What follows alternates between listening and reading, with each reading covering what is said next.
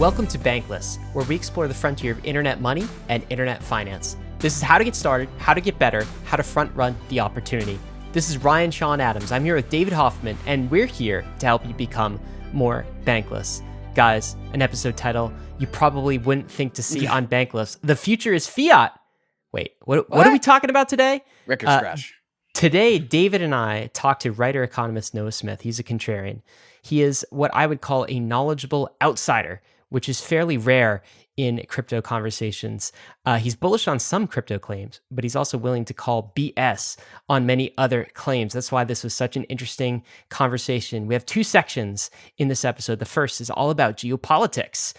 Noah thinks we're already at war. We go into that question of who we're at war with and why. Why Noah thinks the world is dividing between the new allies, which is the US and EU, and the new axis, which is Russia and China. And in the economic showdown, we talk about who would win. Is it China or is it the US? Are they equally matched? Is one power greater than the other at this point in time?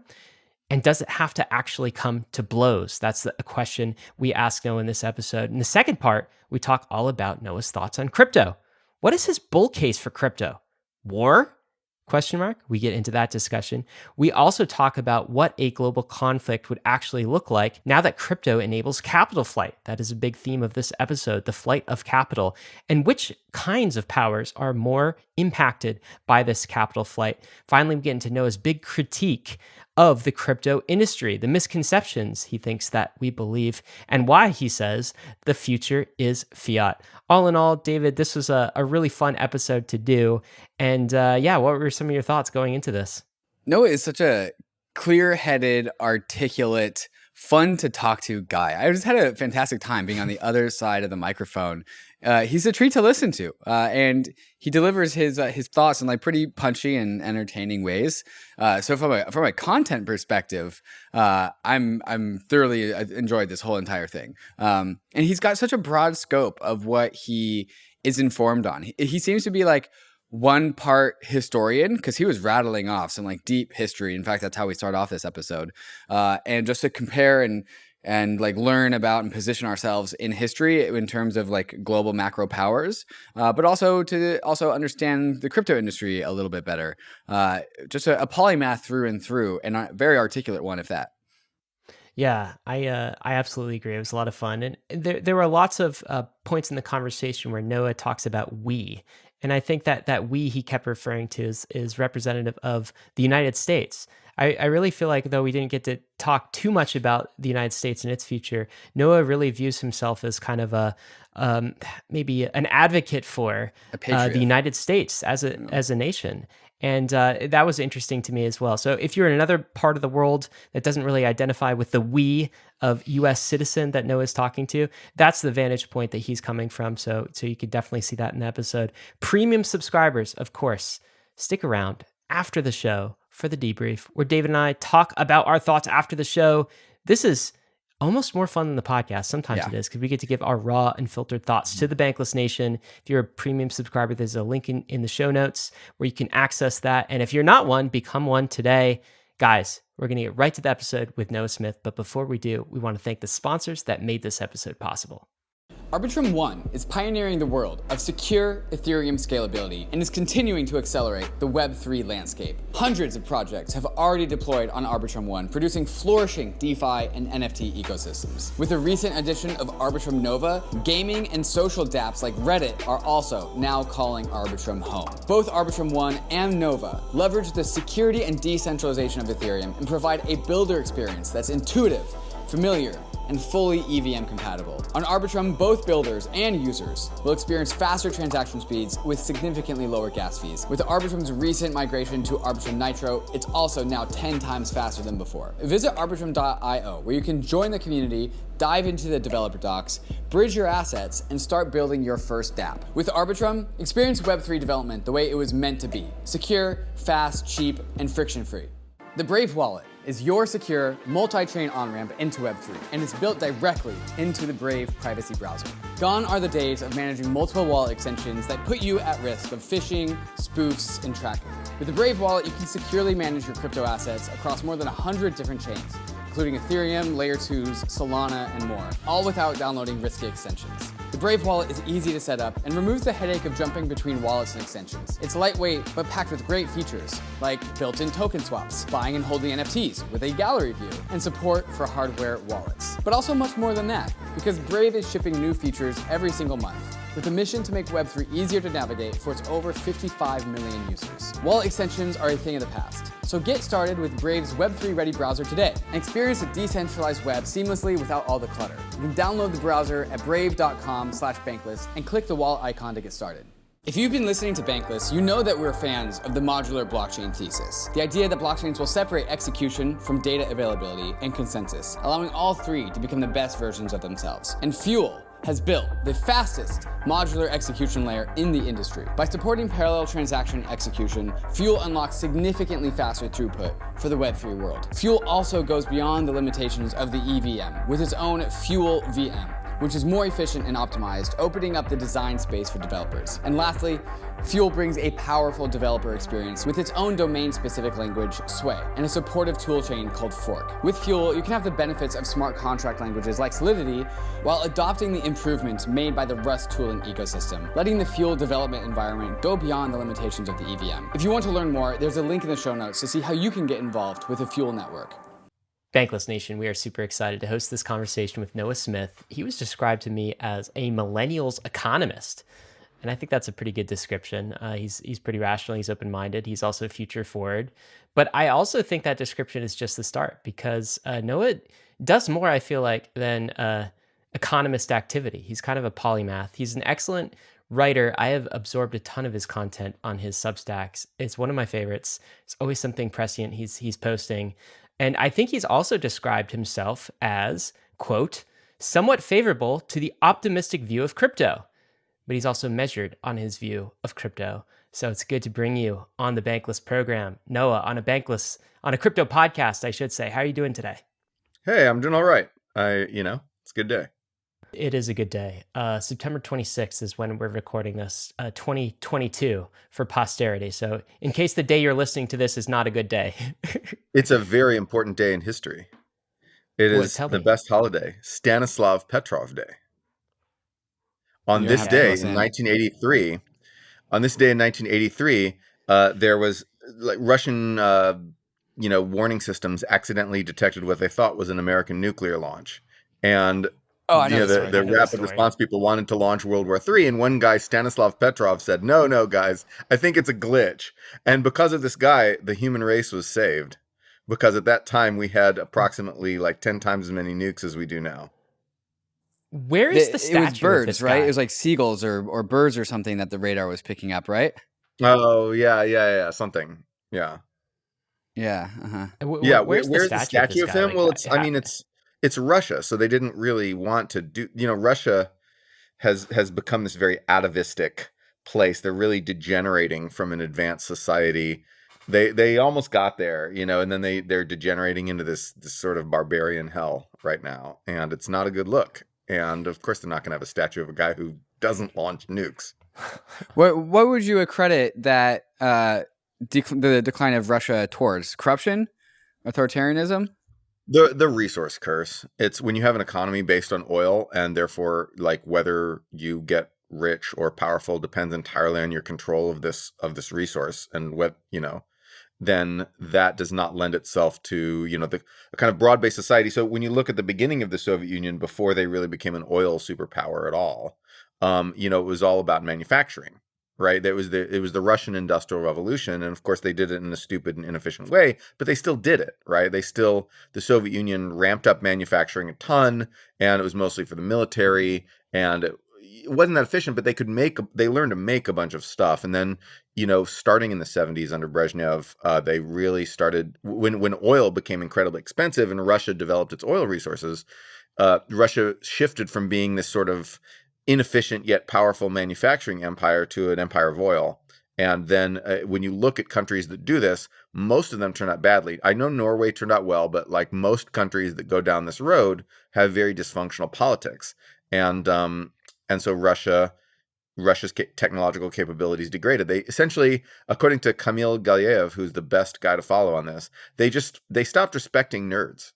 Like being a good engineer no longer became a good thing in society. If you needed someone to dig the oil up out of the ground, you could just pay Halliburton or whoever to come over and do it for you. And all you did was control the land. And, that doesn't really lend itself to an intellectual society. And so that's what really happened. They forgot their nerds. They degenerated into barbarians, because that's all that barbarians are, just extractive people, right? People who just live via extraction of resources instead of creation of resources. This sounds like a Noah blog post. Maybe you haven't written this yet, but like, what happens to a society that doesn't respect nerds? Is basically Russia is kind of the case study of that. We're Right. obviously going to talk nerds because one of the nerds that we hold in highest esteem, and I hope he doesn't like to be characterized as he doesn't mind being characterized as a nerd, is Vitalik Buterin. Which I know you know him. You've interviewed him recently. We'll talk about him in Yeah. a second. But while we're on kind of the Russia theme for a minute, can we? My part of our purpose in this episode, I think, Noah, is to like get a download of your brain, like how you think, some of your mental models for the world, and match that against kind of our mental models for crypto and some of our intuitions, and see where they match and see where they kind of clash. And I think in order to do that, we need to understand a bit about your mental model of the world right now from a macro geopolitical perspective. There was a post you wrote recently called The War Economy. And I think this was first in a series of posts. And you differentiated the war economy as being sort of a new era that we've entered into. Like, as in, I think present tense, we are in the war economy. And this is very different from the neoliberal economy of like the 1990s and maybe early 2000s. Can we talk about that for a minute? Let's camp on this idea of the war economy, some idea of a gigantic economic reorganization that's happening. But like the first question in that word war is a question maybe to you. Are we at war right now, Noah? Like, if you're saying we're in a war economy right now, what is that? And are we actually at war? Well, so formally, we're involved in some random small military conflicts, like in a policing role, but it's not really a war. The big war is in Ukraine, and we are giving weapons to Ukraine on with the Lend-Lease program. We are not directly involved in that war, but we're helping Ukraine via giving them stuff, basically. And that's similar to the way we helped Britain in the beginning of World War II. Before we got involved, for a while, Britain was just holding out, defending itself against Nazi attacks, and we supported them with Lend-Lease. We sent them tanks and planes and guns and whatever else they needed. And so that effort ramped up our defense production. At one point, we were actually draining some of our own military resources just to send lots of stuff to Britain. And it's very analogous to, it's called the Lend-Lease program again. It's the same kind of thing, except now it's Ukraine instead of Britain.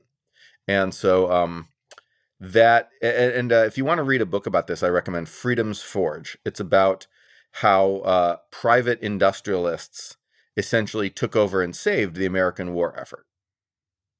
And it couldn't have happened without them, especially Bill Knudsen was he's the sort of the guy who built Chevrolet, kind of the even greater auto manufacturing guy than Henry Ford. And then when Roosevelt called him up and said, "Would you like to be on this council of war production?" He just said yes, because he was an immigrant. He was a Danish immigrant, and he said, "This country has given so much to me. Now I have to give back." So he boarded a train, quit his high-paying, incredibly prestigious job, and just went to Washington to join this war planning council. And so that's a really interesting story of how we did this. But for the beginning of it, we weren't fighting any war. We were just supporting Britain. So you're seeing almost the beginnings of kind of, would you call it an economic war? And like, what do you expect? I guess two questions. Do you expect this to turn into a hotter war, or is this more like a Cold War type scenario that we've seen in decades past? And then, like, from a war perspective, is this about sort of the U.S., maybe NATO and Russia, or are there other powers at play? I think you have this concept of like the new Axis and the new allies, like borrowing from like World War II terminology. Talk about this for us. Right. Okay. So, will this be a hot war or cold war? I certainly hope it does not turn into a hot war. Yeah. During the cold, we have nuclear weapons. We have less than we did before, but we still have enough to blow up us and Russia pretty effectively. We both have about 1,600 nuclear weapons deployed, which that will roast both countries. It might not destroy the human race, but it's enough to roast our countries. And I'll die. There'll be a nuke dropped on my head. I live at the center of San Francisco. Anyway, if the Russians can aim, I'm not sure they can aim, but I'll die. So anyway, I really hope it does not turn hot. But so I think it'll be a Cold War. But you'll notice that the Cold War had plenty of actual wars embedded within it. It just didn't have the big one, right? They called it cold because we never launched the nukes, but we had millions die in Korea, millions die in Vietnam, millions die in Afghanistan, and millions die in a whole bunch of proxy wars that the superpowers were not involved in directly at all. Proxy wars, genocides, some of which we supported, some of which we opposed. But then, Cambodia, Indonesia, Ethiopia, all these genocides. So the Cold War killed tens of millions of people. We just thought that's a good outcome compared to nuclear holocaust and Armageddon, which is even worse. And so I hope and expect that people still love their children and don't want to see their countries become ashes, and that we will not directly go to war with Russia or China, and will not launch the nukes. I really hope and expect that will happen. But a Cold War struggle is still like a war. You still have to produce a lot of stuff. We had major defense production and spending during the Cold War. And so that's a real conflict. And of course it could turn hot, and we have to prepare for that, even if it doesn't happen. Hopefully it doesn't happen. And so, in terms of the new axis, there's really two reasons I coined that term. First of all, it's, they're not calling it an axis. The original axis terminology was mostly just a term we used. It was a term Mussolini made up. He said, this is the axis upon which the world will turn. We're like, oh, those guys are called the Axis. But actually, it was just a series of loose sort of pacts between these countries. And this was Japan, Italy, Germany, World War II. Right. And, there were a few other smaller ones that we don't remember, like Finland, who joined because they were just, once the Soviet Union stopped being Germany's partner and started being Germany's enemy when Germany stabbed them in the back, Finland is like, okay, we'll join the Nazis because the Soviets are the biggest threat to us. But we forgive them. We forget about that. But yeah, so there was Bulgaria or somewhere. But anyway, so there was it was a loose partnership. Like the Nazis and the Japanese Empire did not like each other. They did not care about each other. They didn't coordinate at all. They would have, if they had won the war, they would have immediately had a Cold War with each other and started fighting, right? It was a loose partnership. They didn't really give each other anything. So we in the Soviet Union were actually pretty close allies. We supplied the Soviet Union with all. So I talked about Lend-Lease. We did this for Britain. We also did this for Stalin.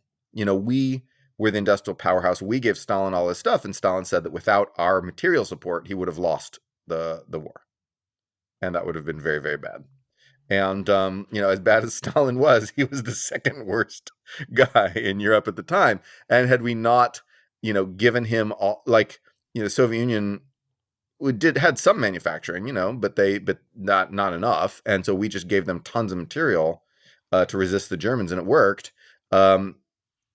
They supplied the manpower, we supplied the material, and that worked. And so we're doing a similar thing for Ukraine that we did for Stalin that time. And since, some of the fighting was on Ukrainian territory, and, this is sort of like we're supporting Ukraine again. Ukraine always gets invaded because it's right in the sort of the highway between Europe and Asia, right? It's one of those countries. But this term new axis, who is the new axis? So we know who the old axis is. China and Russia. New axis is China and Russia. Yeah. But how aligned are they with each other, really? Because I don't really pair them in my brain. Like, how much of a partnership is there really there? Well, the point is that the original axis wasn't as closely allied as people think, and that was what I was trying to describe. Right. So the answer is it is a partnership of convenience. It is not a partnership of values, much as their values might coincide.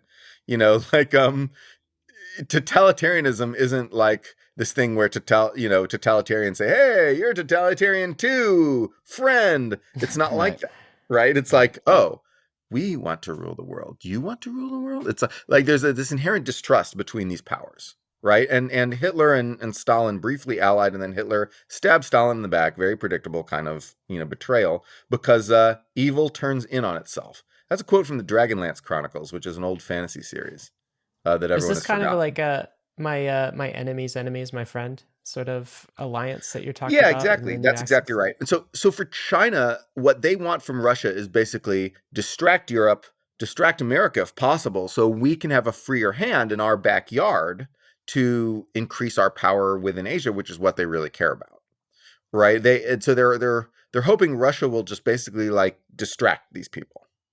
They're like, okay, Europe, America, you go fight the Russians while we do our thing. And that's what they're hoping. Also, of course, pragmatically speaking, they want oil from Russia, and they're getting oil at a deep discount from Russia. Russia can't really easily sell oil to Europe or wherever anymore, so they're selling to China and India, who is their old Cold War ally, and they're selling oil to China and India, but they have to really discount it very steeply because now those buyers have some monopsony power and are able to exert leverage and say, "Hey, how about a discount?" And they're getting a big discount, like 30% or more. And just to make sure that my thinking is correct, Russia is like, that's a big nuisance, like invading neighbors and committing atrocities, and it's just annoying. But It's so China, annoying. it's so annoying. Yes. But China is like the bigger threat, right? The actual one with like organization and economic strength. Is this right? Like Russia's being the one doing the violence, but it's China that's the much bigger cloud on the horizon, correct? Well, yes and no. I mean, so Russia has more nukes. Russia could roast us more easily than China could. And that is a bigger threat. But in terms of actually winning a Cold War with us, there's no way Russia could contend with us in a Cold War. They contended with us in the 20th century. There's no way they could do that in the 21st. They are a small, shrunken version of the Soviet Union, and they're a shadow of their former self. There's no way that they could contend with us in a Cold War on their own. But China is a completely different animal. China's strength is economic. So people don't understand the magnitude of this. They need to understand the magnitude. China, by value added, China manufactures as much as the United States and all of Europe combined. That's how important China has become to manufacturing. It's become the center of supply chains for everything that gets traded and produced across borders. It is the indispensable country for a lot of companies. It is the world's greatest manufacturing power. And remember, the reason we won World War II was not because, we love freedom and liberty and justice and our men are he-men, awesome fighters, and Patton, yelled a lot. That's not why it happened. It was because we outmanufactured the enemy, plain and simple. And so China could do that to us today, the way we did it to Germany and Japan in World War II. Certainly. And so that's, for the first time in the history of industrialization, the core of global manufacturing is not in Europe or America or allies of America. So just tracking to where we are and how you view the world, like Noah's lens on the world, right? So we are in a war economy right now. This is not a kinetic war between superpowers yet, and we hope it never turns into that. It's more like a Cold War that we're already in. And there are kind of two, I guess, sides of the chessboard. There's the new allies, which are sort of the US and Europe and associated allies. And there's the new axis, which is Japan, primarily Korea, Taiwan. Yeah. And hopefully India will join, but they're still the swing power. They're kind of an unknown. And so the new axis would be Russia and China. And that you put together this post that I thought was really interesting with some actual graphics and data points where you sort of sized up the two economies, and you're kind of like battle of the titans, who would actually win. And by the way, Bankless listeners, this is the sort of thing that that Noah publishes on his blog, which I think is super valuable. And you sort of size up the economy. And a few metrics you look at. One is kind of population of the new allies and the new axis. Another is GDP, and another is manufacturing. And as I was scanning through this post, it seems like the new axis is superior in terms of population, at least right now. We could talk about demographics in the future, but they beat the new allies, except if you add India in the mix, and they're kind of the dark horse in this. From a GDP perspective, the new allies are still ahead versus the new axis by a good bit, it seems like. But from a manufacturing perspective, it looks like the new axis is pretty close. It's kind of like neck and neck, certainly within striking distance. And like if you look at China, which is this blue bar right here going up, looks like it's almost double the size of the US from a manufacturing perspective. And you need all of the US plus Europe combined to equal China in terms of manufacturing prowess. So kind of set this up for us. Is this what the landscape looks like? If you were to kind of compare new allies versus new axis, like which is ahead in terms of winning some kind of war, not a kinetic war, but maybe an economic war, whatever thing that we're in right now? I would say that they're approximately equal, right? They're equally matched. This graph is the one that I would look at. So I didn't, there's a few other countries I could have added on the new allies side, like, Korea is important. Australia and Canada are I guess, non-negligible. But it's comparable. We do not have in World War II, we just overmatched Germany and Japan. Like America by themselves could just outmanufacture Nazi Germany and Imperial Japan together, several times over. That is not true anymore. That is in this, and during the Cold War, we could outmanufacture the Soviet Union. They were a lot better than modern Russia, but they weren't as good as us. We and our allies in Europe and Japan could just completely overmatch them in terms of manufacturing capacity. For the first time, a power has risen that can match us and our allies in terms of manufacturing capacity. I would say that the small differences on that graph are as much an artifact of measurement as they are representing a real advantage for us. I would say that overall it's approximately equal. And we saw now we manufacture different things. So we saw during the pandemic, America had a huge difficulty manufacturing masks and other, sort of very basic kind of physical goods that we needed for the pandemic. We couldn't ramp up because we were just so used to ordering this stuff from overseas. And this has triggered a big realization that we need supply chain resilience in order to harden ourselves for this war economy. And so that's a big part of the war economy is just supply chain resilience. And of course, it's not even worth writing a big post about that because the Biden administration's already all over it. It's one of their big things that they're doing sort of in the background. But notice that when it came time to make vaccines, everyone was predicting that we'd have this big trouble manufacturing mRNA vaccines in large quantities, especially the lipid nanoparticles in which the mRNA vaccines are delivered. And so we had no trouble, actually. Our biotech companies rose to the occasion in a very World War II-like effort. We called up, we figured out what the supply chain was. We called them all up. They massively expanded production. The government funded a big expansion of production, with guaranteed contracts and things like that. And then these biotech companies just made it all. And we produced massive amounts of vaccines. China still can't produce any of that. They've been working on this for years. They don't even have the capacity, much less the capacity ready at hand. And so China utterly failed in this test of advanced high-level manufacturing. And this really illustrates the way that global supply chains have changed over the last 30 years. Over the last 30 years, especially the last 20 years. Over the last 20 years, what has happened is that all the simple stuff, the stuff that we made 100 years ago and that formed the backbone of American industry during our industrialization period, that stuff has been farmed out to China. Instead of farmed out to domestic robots, which was the other alternative, it was farmed out to China.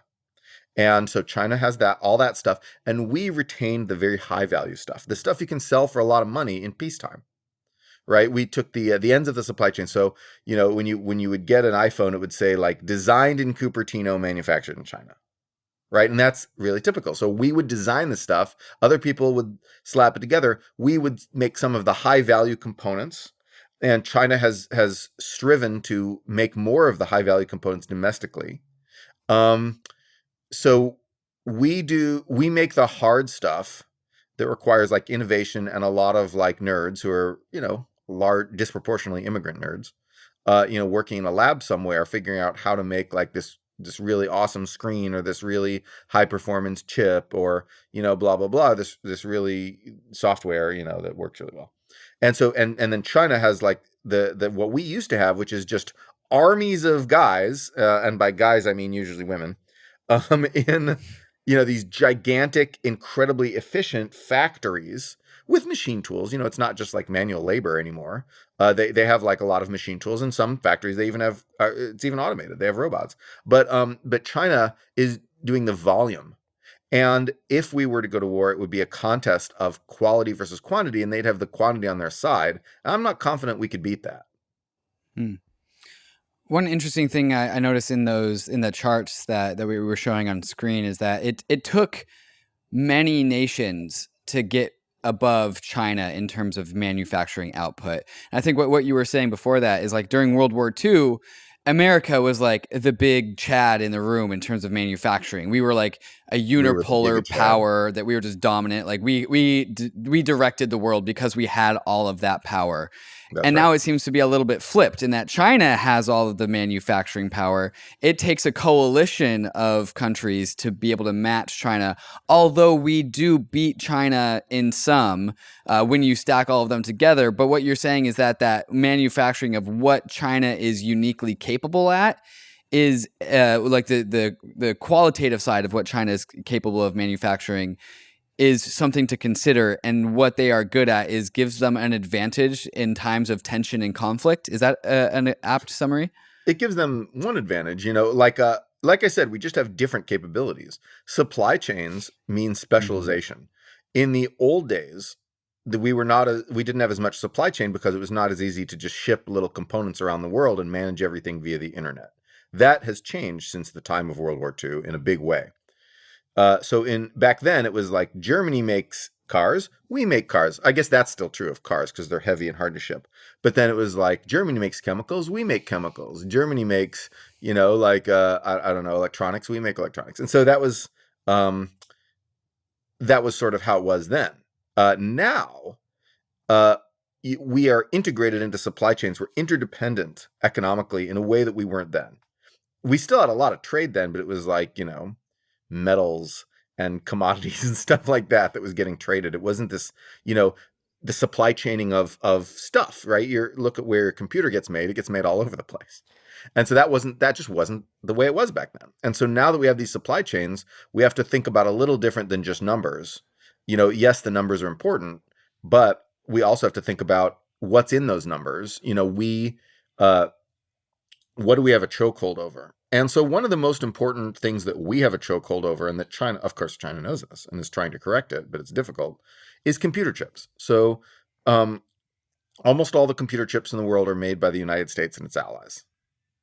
And computer chips are... You're including Taiwan in this? I'm including Taiwan.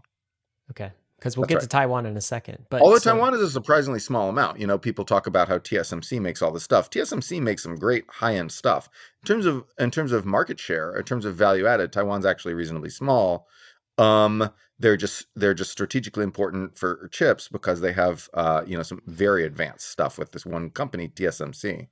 And but essentially the United States, Taiwan, South Korea, Japan, Europe together produce most of the semiconductor industry in the world.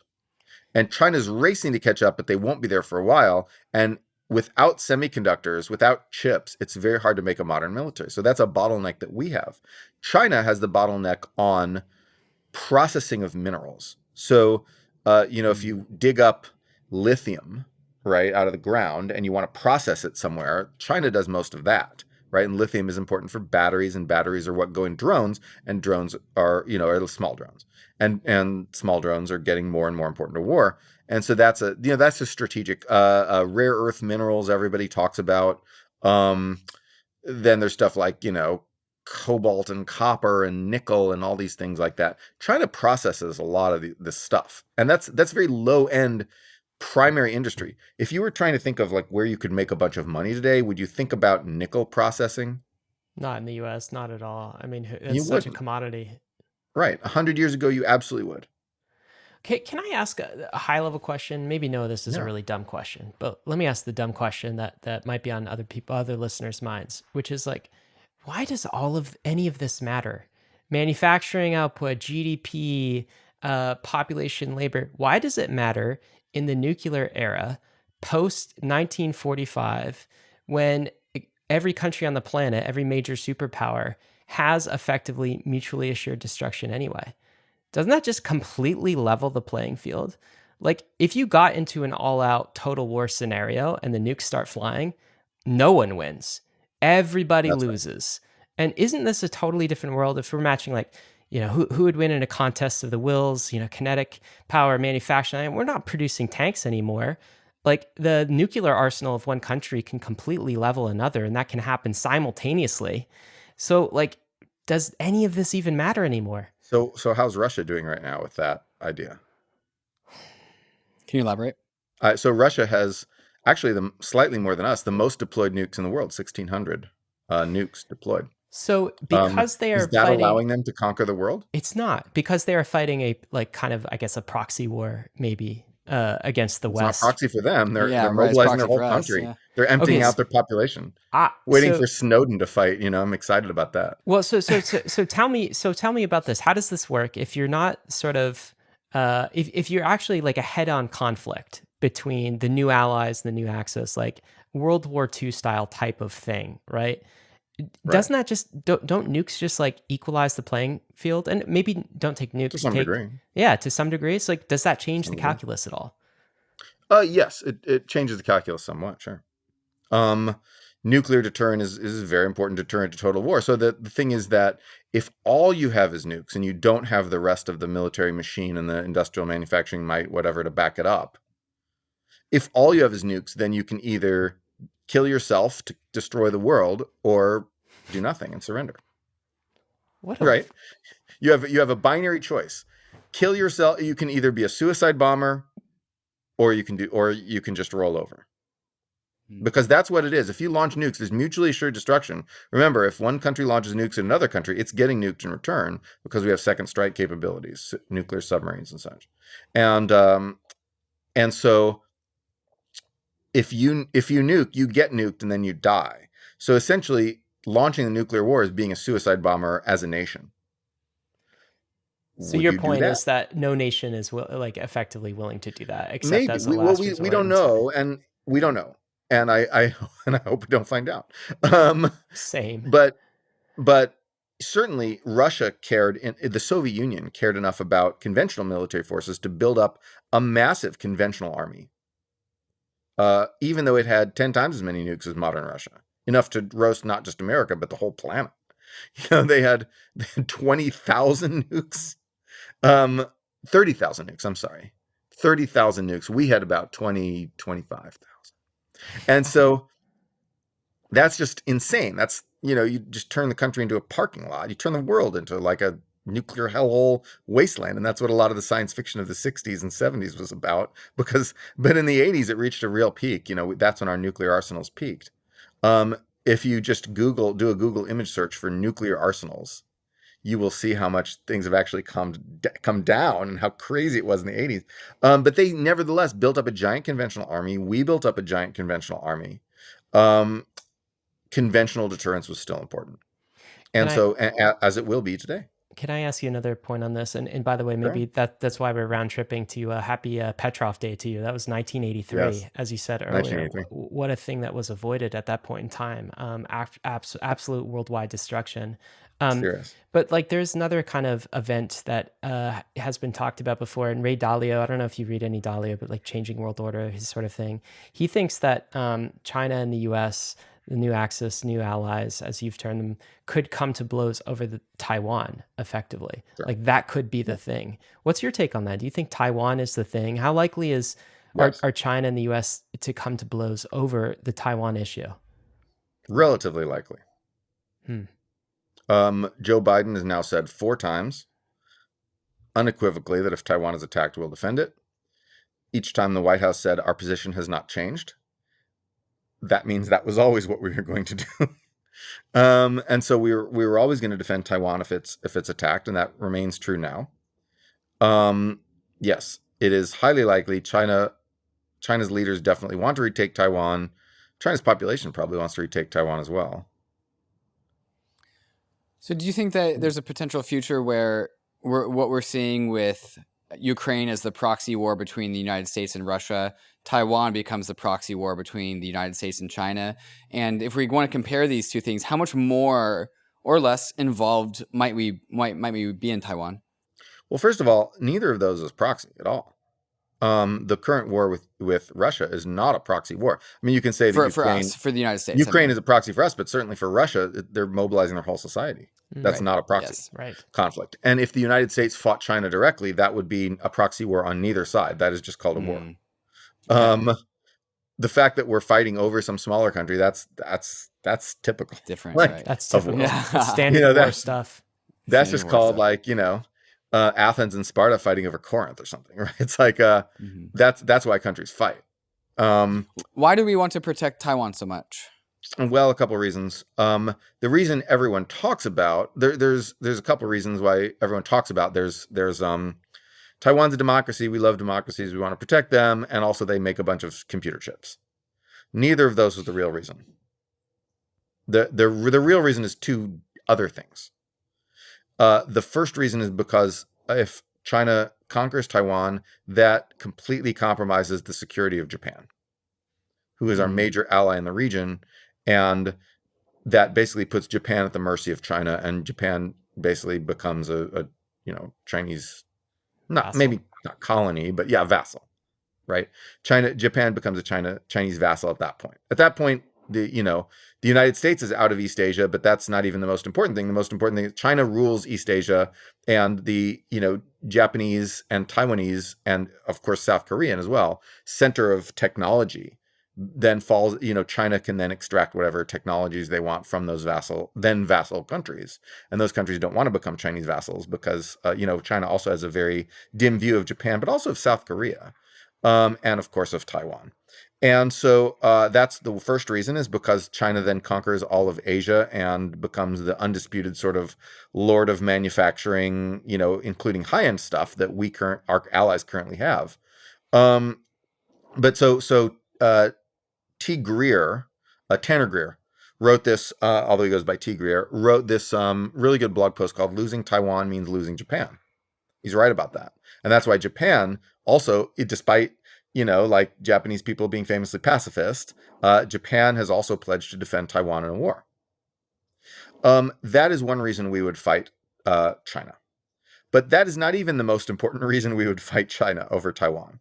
Here, the most important reason has to do with game theory. All right, it's time for some game theory. If China launches an attack on Taiwan while American bases are still active, America could very easily spoil it just by attacking, because our bases are intact. We just send our forces in and sink their fleet or whatever, right? In order to carry out a successful attack on Taiwan, especially a successful invasion of Taiwan, China must destroy the American bases in the region, including Okinawa, Guam, and some other bases as well. And so they have to take those bases out first for their invasion to have, or major attack to have a chance of success. Not a chance of success, to be not exposed to American counterattack. So if they don't want to be left at America's mercy, they must preemptively strike us and basically Pearl Harbor us, right? And if they do that, we will fight. You do not get to launch an unprovoked, attack, slaughter thousands of American servicemen, and destroy American bases. You don't get to do that without starting a war, okay? That's a war. If you say, oh, we wouldn't go to war, we would just let them destroy our bases because we don't want to fight over Taiwan, you are wrong. Countries, when they get attacked like that, go to war. Okay? And so, in other words, if China launches an attack on Taiwan, it can't afford to risk us, it can't afford to risk leaving our bases there. So it will attack our bases first, and we will fight a war because they preemptively attacked us. It's a Pearl Harbor situation. It would be the same. It would kill probably more people than Pearl Harbor, and be an extremely analogous situation where they preemptively attacked us because they couldn't afford to have our military forces there to act as a spoiler for their campaign of conquest. But that's exactly why Pearl Harbor was attacked. And so if China attacks Taiwan, they will attack America first. If they attack America, we are at war. That does seem like a much more logical reason than the TSMC or the other normally stated ones. Yeah. Okay, so usually kinetic wars happen after economic wars. And Noah, you wrote a blog post called "What Would Sanctions Against China Actually Look Like? How Effective Might They Actually Be?" And like the world is starting to get pretty familiar with global international sanctions after Russia invaded Ukraine. So like we're starting to be able to like comprehend these things and understand them a little bit better. Maybe you could walk us through if we do get to that point, which you stated that you think is perhaps likely, and other people also have agreed. That I do think that means that we're also doing the economic war too. So what would the economic war against China look like? Essentially, the only real economic weapon that we have that would affect China, unless we want to do a blockade, which is, again, that would lead to war, is computer chips. So we actually waged economic war against Japan before we ever had any real war. When Japan was conquering China, we tried to stop Japan from conquering China, for which China is still not particularly grateful to us. But we tried to stop Japan from conquering China by putting by putting an oil embargo on them, right? Which is basically sanctions of the time. And so oil was the important thing that we sold to Japan because we were the biggest oil producer, and Japan needed our oil. And with this embargo, they couldn't get it, and that's that's why they attacked Southeast Asia and conquered Southeast Asia, because Indonesia had enough oil to prosecute their war in China, which was what they really cared about, their war of conquest. Against China, our key commodity that we sell them is not oil, but computer chips. China does not have independently the ability to make enough computer chips to sustain its military machine or even its manufacturing machine, to be honest. All that value added that you saw in that big blue column of China in my graph, most of that depends on computer chips. And China makes, they do some of the low end parts of the computer chip supply chain, but on their own, they can't make nearly enough computer chips to sustain their peacetime or wartime economy. So what we would do, and of course that may change, but it'll take China at least 10 years, really more like 20, and maybe never. And so for a while, they're going to be very vulnerable in this one area. So what we would do economically is cooperate with our allies, Taiwan, Japan, South Korea, and Europe, and cut China off from computer chips, like we cut Japan off from oil before World War II. And that would not bring China to its knees, but it would really hamper them a lot. That's interesting because that's given by many historians as a reason for Japan actually bombing Pearl Harbor was the U.S.'s economic war of restricting Japanese access from oil. And so they actually had to get ahead of simplified. this. Yeah. No, so what really happened was that our oil embargo meant that they had to take over Indonesia, which had a lot of oil then.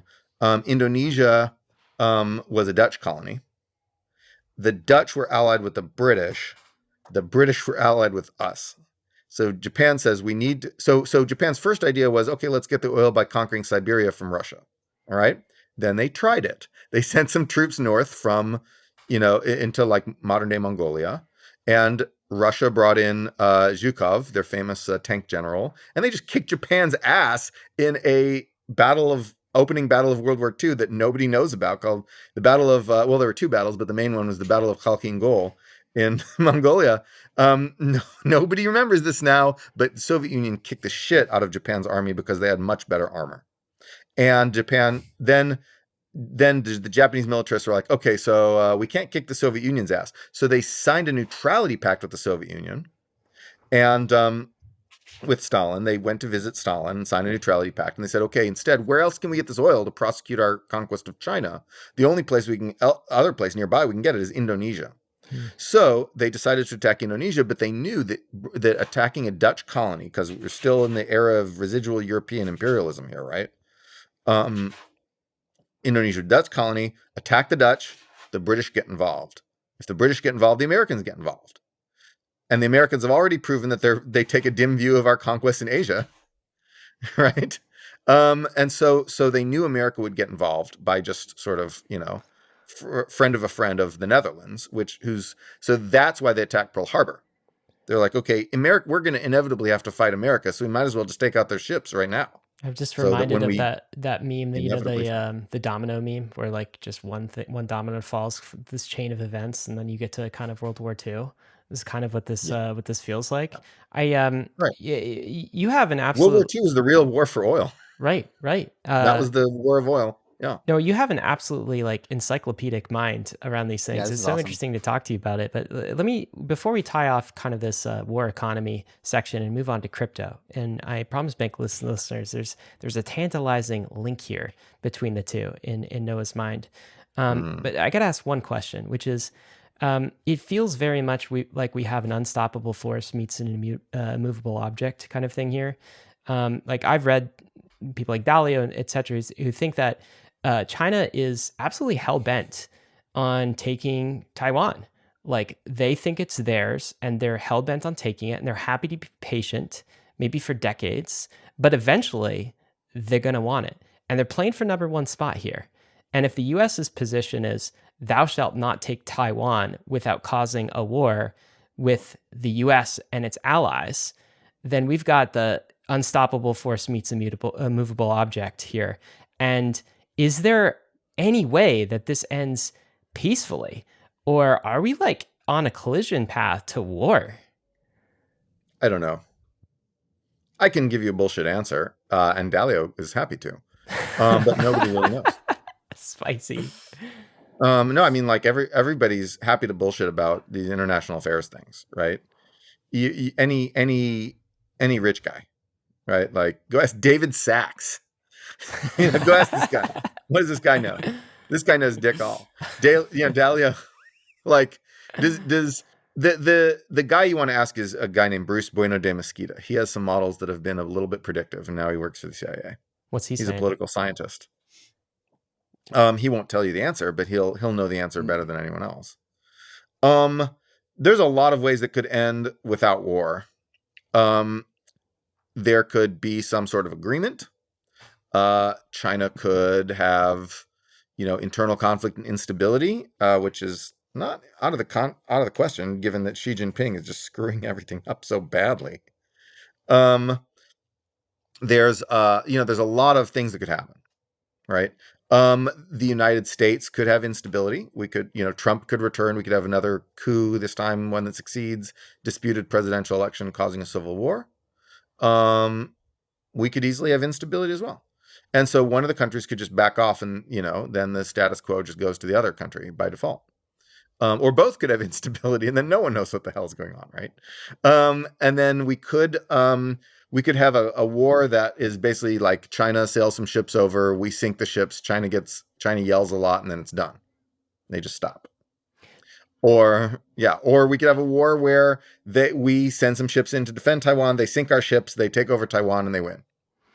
And then no one uses nukes. And so it's possible that there's a limited war as well, in addition to the possibilities of no war at all. China could get different leadership that is less hell-bent on taking Taiwan. The idea that when you say China's hell-bent on taking Taiwan, they're going to do it. That's a proposition. That is not a truism. Not a fact. It's not a fact. It's a thing that seems true if you look at Xi Jinping seems hell-bent on taking Taiwan, but we don't really know. We don't really know what the Politburo supports because they're very secretive, right? We don't really know what the Chinese people want. Maybe they want Taiwan, but they don't want a war. They just want Taiwan to love them. And so Hu Jintao basically said, you know what? We're not going to take over Taiwan. We're just going to put it off forever. We'll still say that Taiwan is ours. we'll still make the claim that Taiwan is ours, but we're not going to make any preparations to take it, and we're just going to, sort of not do anything about it. And it's possible a Hu Jintao-like leader could come to power instead of Xi Jinping. Yeah, it's fascinating. Kind of the Heisenberg uncertainty principle for like country conquest, right? As you actually don't have to take it over until you kind of take it over. TRUEFI is DeFi's largest credit protocol, connecting global lenders with institutional-grade lending opportunities. TRUEFI has completed over $1.7 billion in originations and paid out nearly $35 million to lenders, proving that DeFi is ready to take its next big leap into the $8 trillion credit market. TRUEFI gives lenders like you access to sustainable, high-yield opportunities backed by real-world investments, usually reserved for high-net-worth individuals. At the same time, fund managers use TRUEFI's financial infrastructure to bring their portfolios on-chain, benefiting from the global liquidity, cost savings, and transparency of DeFi. TRUEFI is a decentralized financial utility. The protocol is owned and governed by the TRUEFI DAO, and TRUEFI is here to bring DeFi into the golden age, bridging the power and access of crypto with institutional-grade lending opportunities and portfolio tooling. Explore the diverse financial opportunities available on TRUEFI or launch your own portfolio at TRUEFI.io. Sequence is the all-in-one developer platform you need to build Web3 games and applications. For your users, Sequence is a smart wallet, and it's the easiest, most intuitive onboarding your users will ever experience, and comes with all the features users need to feel empowered in the Web3 world. Multi-chain support, NFT display, and users can buy SFTs, NFTs, and crypto directly with a credit or debit card. For developers, Sequence is the plug-and-play platform for Web3 games and apps. Their APIs let you bring NFTs, SFTs, and tokens into your game or application. And a Sequence relayer enables gasless transactions for your users. Sequence already powers some of the best Web3 games like Skyweaver, NFT projects like Cool Cats, and marketplaces like NiftySwap. And Sequence is compatible with all the EVM chains, including Ethereum, Polygon, Binance Smart Chain, Arbitrum, Optimism, and Avalanche. So go to sequence.xyz to get started unlocking the full potential of your application today. Working in Web3 is awesome. It's freeing, powerful, and so much fun. But working outside of the typical W-2 employee structure is a deal breaker for so many. Opolis is helping the self-sovereign worker focus on what they do best, their work, while managing the back end for them. There is a lot of nation-state overhead when working in Web3, and Opolis takes care of all of the back-end stuff, freeing you up to do what you do best. Opolis leverages group buying power through a community employment co-op, helping you save 20 to 50% on high-quality, affordable healthcare options through Cigna. So, do what you love and maintain your financial security. With Opolis, you must be authorized to work in the United States to receive Opolis benefits, but Opolis is expanding its services to Canada starting on January 1st, 2023. So, book a 30-minute consultation with the Opolis experts and join Opolis by December 31st of 2022 and get 1,000 work tokens and 1,000 bank tokens when you sign up. So go to connect.opolis.co/bankless to get started. One line that rang true for me as I was reading your writings, I can't remember which article I found this in, Noah, was you actually said that you were more worried about the U.S. Electing an authoritarian at home, more worried about that rather than World War II or World War III, excuse me. And maybe that's something we can come back to. But we promised our listeners we'd talk about crypto, and I know you have a ton of thoughts about crypto. And the tie-in to me, Noah, and the reason why we spent so much time on getting an understanding of your thoughts on geopolitics and wartime economy is because I think you make the case in some of your writing and some of your articles that wartime economy and capital flight is actually the case, the strongest case in your mind for crypto. Before we get to that argument, I just want to get your high-level thoughts here. So you've talked to Vitalik. I know you've been an observer of the industry for a while. I know you've been at times bullish. I know you're a holder, I believe, of Ether and Bitcoin. Is that correct? Yes, that's right. Mm-hmm. Yes, correct. So what do you think of this crypto thing? What's your take? Well, so I think that there's several angles to it. One of the angles is just the original idea of Bitcoin, the classic story of Bitcoin replacing fiat money, because Bitcoin is deflationary where fiat money is inflationary. The Fed controls your money and they're devaluing your money, blah, blah, blah, with inflation, blah, blah, blah. That story is all guff. That's all. It's a fundamental misunderstanding of how money works, and why money is money and what it is. And it is just, it's a fantasy story that does help to sustain the price of Bitcoin, which results in some notional wealth for a few people, but it is not a real thing. It is what I call guff. It's just some bullshit, people say. That said, Bitcoin could be very important in a world of conflict because it could allow people to sort of, transfer money across borders more easily when there's instability in their home countries. So, we put sanctions on Russia. Russian rich people want to get their money out. They don't have to carry a physical sack of gold over the border or anything. They can just transfer Bitcoin. And so, even without the help of any bank, right? It's bankless. And so then, so if you look at World War II and what happened then, there was a lot of people, rich people fleeing conflict and instability with physical valuables that they could transport, which is really what gold was all about. And so Bitcoin could replace that because the internet will still be up. And people can transfer Bitcoin. Although, I might even bet on something like Monero, is less traceable than Bitcoin. And so actually that's the other one I'm thinking of buying is Monero.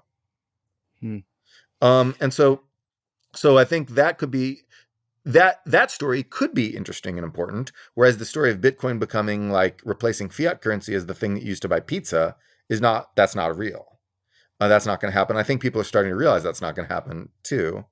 Then on top of Bitcoin, you've got the rest of crypto, right? Which is, I would say, mostly based on Ethereum. There's some other things like Solana try to come in and do their thing, but it's mostly based on Ethereum and it's Web3, other blockchain stuff. And that can encompass everything from smart contracts, DAOs, to like NFTs, collectibles, to the various Web3 kind of Ponzi scheme scams that are supported. And so when Sam Bankman-Fried went on the Odd Lots podcast, he's like, yeah, these are all Ponzi's. And then everyone and the Odd Lots was just like, oh? Did you just say that? And he's like, yeah, they're Ponzi's. But I provide a service. If you want to do a Ponzi on my platform, do it. And guess what happened? Guess what happened next? Sam Bankman-Fried's an interesting character because I feel like he's in the business of facilitating other people's Ponzi schemes, and then using hedge funds to to make money off that in addition. But then he feels okay about it because he's an effective altruist, right? He's like, I'm gonna extract money from the world and then I'm gonna give that money away to good causes, and therefore I'm acting as a conduit from people who lose their money to like people who deserve more money, and so therefore I'm good. Diving back into our conversation of like global tensions, we've been doing a lot of comparison and contrasting about World War II to where we are now with geopolitics, except now there's a new player. Now there's a new player on the field, which is this neutral internet-bound player of crypto. And what as you've labeled, is specifically enabled for capital flight. And back in World War II, it really seemed like we had these like great leviathans going after each other. It was the United States versus Germany versus Japan versus Britain versus France. And all of these were like big cohesive units. But that's because they had like strong abilities of capital controls to force the whole entire country of, say country onto the same page, right? And now we have like the internet, which is a democratizing technology. And now that internet has crypto. And so now like the people of the world don't necessarily have to go along with the leadership of a country. And I'm wondering how you think about the crypto force playing a role in a world of conflict. Like how might that be leveraged by the people of the world, and how might nations respond to that?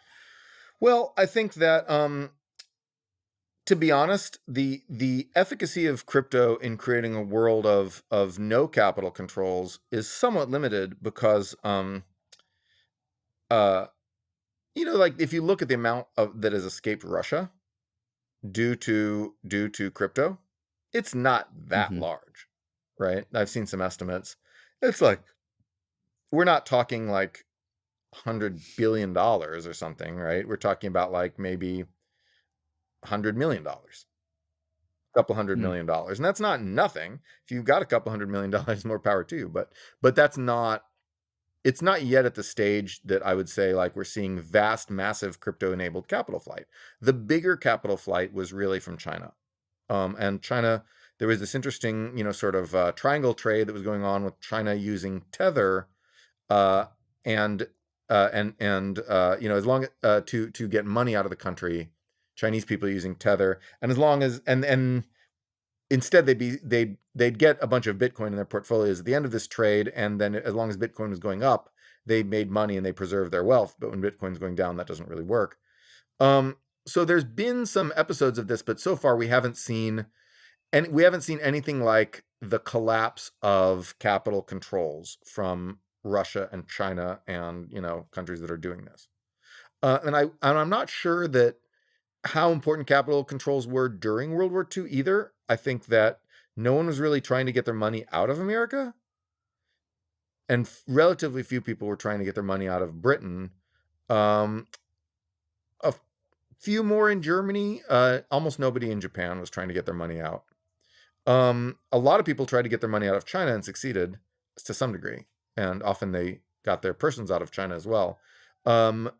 Soviet Union people had already kind of fled from the USSR's depredations in earlier decades in the Civil War and all that stuff. So you didn't have, you saw people like, running across the border with a sack of gold or whatever, right? China was, I think, the biggest case of this, although you saw some in Germany as it became apparent they were losing the war. Now, I think that we'll see more, and I think crypto will be a part of that. But I wouldn't go so far as to say that it just invalidates all these countries' financial systems and capital controls. It makes them more leaky than before, but that doesn't mean that they just go poof. And so my college friend Balaji Srinivasan, He's your college friend? Yeah. What? We were I neighbors. didn't know that.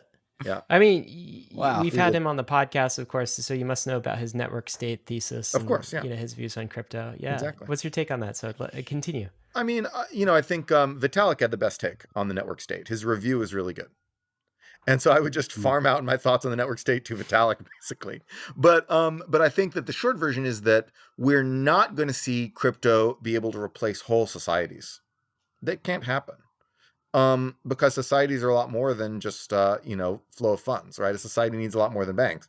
You need roads, you need schools, you need police, you need all other kinds of stuff, and that Bitcoin will never replace, and no crypto can replace that. You're still going to have to use the roads and the trains and whatever wherever you go. And the idea that yes, you can have an international network of sort of like footloose, rootless the rich people. Rootless cosmopolitan was the official government-endorsed Russian slur for Jews. So I love the calling myself a rootless cosmopolitan because the Russians would have called me that. But and Stalin eventually endorsed it when he turned against the Jews. Anyway, fun fact. But but people who like travel all around the world, are actually real rootless cosmopolitans, right? And there's nothing necessarily wrong with that, but you need a place to use the roads. You need a place to use the trains. And if you don't contribute to the public goods, if you figure out a way to not pay taxes, and if you figure out a way to just live this floating international ideal Balajian life, right, where you're just you're a citizen of nowhere and you just don't pay any taxes, but your meat sack resides somewhere, and you eat food, and you go to places, and you meet people in real life, and you sleep somewhere, and all this stuff. You are essentially being a parasite on the public goods provided by your host country, and crypto will never replace that, because maybe you could replace it and use crypto also, but crypto by itself can't replace it, because there's no way for crypto to create goods in the physical world that you need. And so those will have to be provided somewhere. So in practice, a lot of the people who talk about this sort of, talk about this like network state they just moved to Singapore. Right. And it's very much like what people did during the Imperial Age, where they live in these sort of gray zone entrepot towns, like Hong Kong was the big one back in the day. Singapore was also there, but Hong Kong was the biggest. And or Shanghai during the pseudo-colonial period when you had like the concessions and all this stuff. You had people like Sassoon going there and setting up his business, and you had the Bund, all this stuff right in Shanghai. And so you had these like these sort of international gray zones. Casablanca, remember that movie? You had these international gray zone entrepôts where people would move, and these rich sort of international drifting people. But at the end of the day, they had to pick a country. And the same is true now. And in practice, the network state is just Singapore. That's a fascinating view. So if in part of our goal in this episode really, is to pick your brain and see what you think of things, see what you think of crypto and some of the ideas coming from crypto. And I think it does hold thus far in the conversation that your statement in one of your articles that you're somewhat favorable to the optimist view of crypto, but you're not all in on this thing. You don't think it's going to wholesale replace nation states. You think it can supplement, but like as long as we are meat sacks, which we are for at least for the next few decades for sure, for a while. Then, yes, until we upload, then we will need some sort of nation state, and the best crypto can do is supplement that. And you think the way its big use case, its killer app so far, is in getting around kind of nation state capital controls. And you did say this in one of your articles about smart contracts specifically, because we've been talking about Bitcoin, but I'll read a quote from you.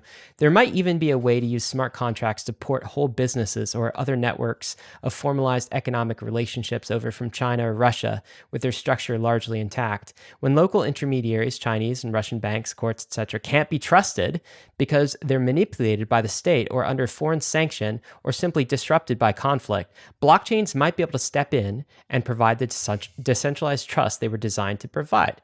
So you think in a world of, the war economy where trust is eroding with institutions, whether domestic institutions or kind of international institutions, that's where you see crypto kind of stepping up to the plate and not completely superseding nation states, but supplementing some of the trust that people had in these institutions and diffusing that. And I guess attracting some of that trust onto their networks, even in the form of smart contracts. Right. And this is the what I would call the weak form of the Balajian thesis. This idea that, you're not going to replace nation states, but you're going to weaken nation states' grip on some of the important things. And the grip and the nations whose grip is weakened will be the totalitarian nations more than the democratic nations. The United States isn't going to implement capital controls at all. You want to move your money out of the United States? Just do it. It's not hard. Wait. You don't think so in a war scenario? You don't think the U.S. will go like a 1993 FDR executive order? Sorry, you can no longer have gold. Sorry, you can no longer have crypto. It's illegal. Turn your crypto in. Maybe, but to be honest, or some form of tax expression aligned with this idea. There'll be just sanctions. No, it's not. That's not going to be so important, I think, at this point. Yeah, because nobody's gonna at that point. To be honest, we didn't need to do that at that point. We did not need to do that in World War II. It was just we had this financial crisis that was more really for the Depression than World War II itself. The United States has the dollar, right? And the dollar is the safe haven. People keep declaring the death of the dollar, and it keeps just going up, right? Like people keep moving their money into dollars. They're not moving their money into Bitcoin as the safe haven of the world. It's just sorry, Balaji, that didn't happen yet. Maybe someday. But then but yeah, people moving their money into dollars. To be honest, like most of the capital flows will just go into America. And we won't necessarily even want those coming in. So maybe I don't think capital controls are going to be a big deal in America. They're going to be a very big deal in Russia, China, especially China. That's going to be the big one. I feel like that's a big win, a big dub for the crypto industry. If that it allows for the citizens of totalitarian countries to subvert their own capital controls, preserve their wealth, and defang their totalitarian countries, and it doesn't really disrupt too much inside of the Western, more liberal democratic countries. That sounds like a huge PR win if we can, as an industry, express that. If that is actually how it plays out. It seems like a big win for lowercase l liberalism. Just goodness, sure. Humanity, yeah. Yes.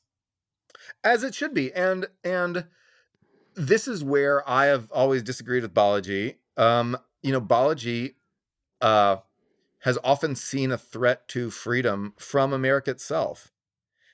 And I've always disagreed with that. I've said, Balaji, you're misperceiving the threat here. America is not, Balaji is like, oh my God, totalitarian wokeness. And I'm like, no, it's just, a slightly more annoying form of the same kind of things that liberalism always creates, right? We've had versions of wokeness before, and maybe this one is annoying because it has like people making dumb Twitter and Facebook posts, but like America is not a totalitarian state, and we're not going to become a totalitarian state. The worst case scenario is that, we have like coup and civil war and stuff like that. Instability, yes, we could have that, right? But totalitarianism, we've never had anything close to it. We're not going to have it. This is another thing. I want to come back to this, Noah, because you are an America optimist, I think, and I've heard you say on podcasts that you're on Team America, and this is so interesting and I think refreshing in some ways, or at least it's a different vantage point than we're exposed to in crypto, because I do think part of the crypto, your question is, hey, America, maybe the US is slipping towards more totalitarianism. And we've had, like, even recently, I don't know if you're following the Tornado Cash thing, some suppression of what we would say are like, First Amendment freedom of speech code rights, right? And allowing crypto users not to use an on-chain privacy mixer. We could talk about that. I want to talk about America in a minute with you. But before we do, a few more of your thoughts on crypto and Bitcoin, because I don't think we're quite finished here on this. Yeah. I want you to burst our bubble on some of the misconceptions, make sure that they are cemented here. So you wrote a post called The Economic Misconceptions of the Crypto World. And you said there are two misconceptions, crypto people. I'm here to burst your bubble. Number one, misconception number one is cash is a form of long-term savings, and misconception number two, scarcity creates value. Can you talk about those two misconceptions that crypto people seem to have? Yeah. The first one has to do with what I was talking about before, which is the sort of foundational story of Bitcoin. This idea that Bitcoin, it will replace fiat currency because it's a better store of value. When you look in Wikipedia or take an high school econ course, it tells you that money is three things: a unit of account, a medium of exchange, and a store of value. I've always been annoyed with this list because there's actually two kinds of stores of value. There are things that appreciate a lot over the long term, and there are things that fluctuate very little in the short term. And those things are not the same things because of something called the risk-reward trade-off in finance. So let's compare, let's put aside Bitcoin for a second, and let's think about treasury bills versus Apple stock. Okay, so Apple stock will go up in the long term, assuming Apple continues to kick ass and sell a lot of products that people like. But it is volatile. Sometimes Apple stock goes down, sometimes it goes up, blah blah blah. If you get paid in Apple shares, as Apple employees do, if you get paid in Apple shares, prepare for your paycheck to be volatile. And no one wants to buy bread and gasoline and rent and pizza and whatever, cocaine, whatever you're into. No one wants to buy that with Apple shares because it's volatile. You'd rather hang on to Apple shares for the long term because it's a good long-term store of value. It's not a good short-term store of value.